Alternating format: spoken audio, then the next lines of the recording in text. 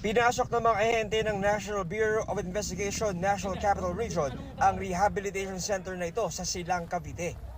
Bakit po? NBI kami, NBI. Mais na, NBI kami. Buka dyan. Sa kalawang palapag ay dinatnan nila ang nakakandadong rehas na pinto. Nang mabuksan ay nakalabas ang isang 15 anyos na biktima umano ng illegal detention at pang-aabuso. Nailigtas din ang isang 18 anyos.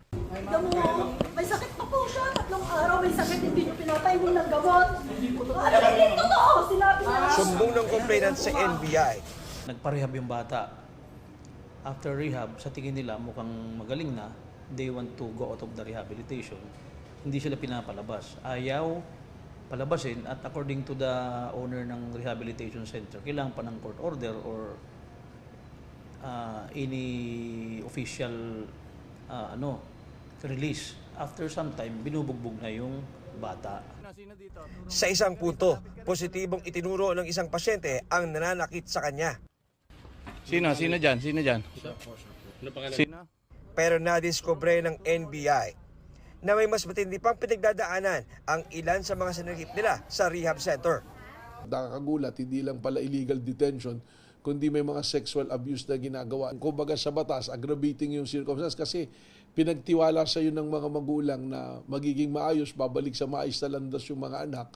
Yung pala, doon pala, naging biktima pa ng pang-aabuso. 3 ang arestado, kabilang ang manager ng drug rehab center na tumanggi magbigay ng pahayag. Pero ang 2 hinuli, todo pakiusap sa complainant.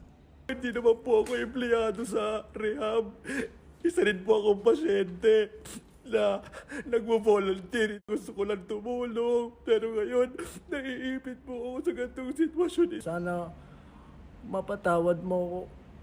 Di ko naman sinasadyang gawin yun sa'yo. Serious illegal detention at saka sexual abuse, rape, yung may mga rape din na nangyayari. Kasi na-identify talaga nung biktima yung mga gumawa ng pang-aabuso sa kanya. Sa loob mismo ng rehabilitation center, at yan, hindi lang isang beses. So, at kung ilang beses ginawa, so kung ilang beses ginawa yan, isang kaso yan. Hindi lang natin sila kakasuhan at ipapasara rin natin itong rehabilitation center natin.